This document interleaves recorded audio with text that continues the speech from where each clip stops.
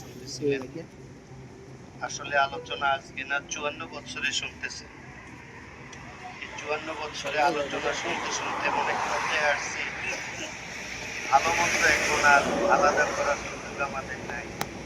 রক্তের ভিতরে 54 বছরে নৌকার ধান এমন ভাবে ঢুকছে আবার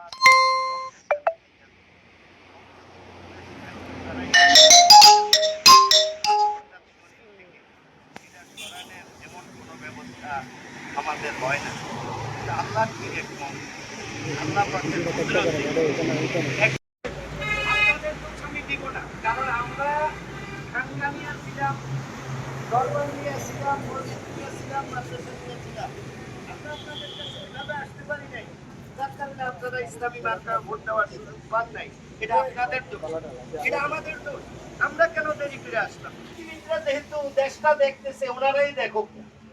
কিন্তু 54 বছরে দেখলাম, দেখতে দেখতে দেখতে দেখতে দেখতে দেখতে এখানে চুরি, দুর্নীতি, খুন খারাপি, মিথ্যা মামলা, অসহায় মানুষের উপরে জুলুম নির্যাতন ছাড়া এখানে ভালো আর কিছু নেই।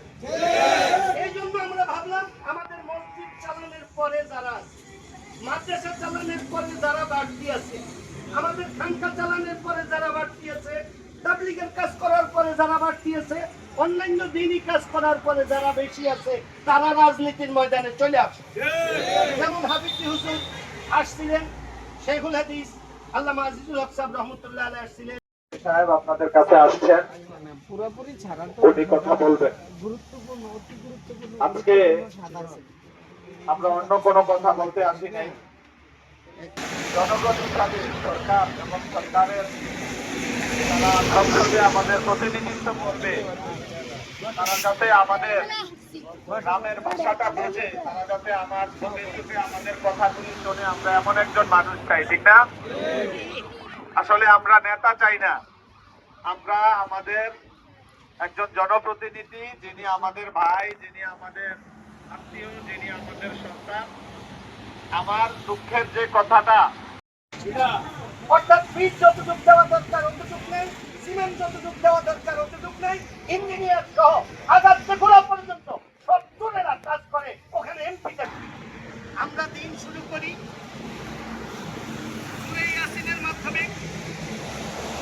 এই চাঁদাটা খায় কি?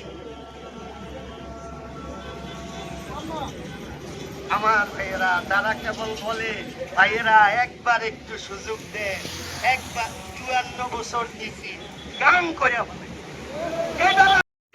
আপনাদেরকে বাস বন্ধ করতে চায়, আপনাদের কথা বন্ধ করতে চায়, আপনাদেরকে কেন্দ্রে যাইতে দিবে না, এরকম কথা বলতে চায়, অর্থের ভয় দেখায়, তাদের নাম সৃষ্টি করে এবং তাদের মোবাইল নম্বর, তাদের বাড়ি একত্রিত করে আমাদেরকে দেন।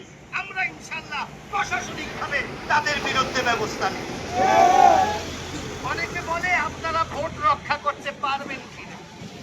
আপনারা কোন সময় একবারে ভোট দিচ্ছেন যে আপনাকে ভোট রক্ষা হয় নাই? আওয়ামী লীগ ক্ষমতা থাকলে বিএনপির লোকেরা কি ভোট দিতে পারছে?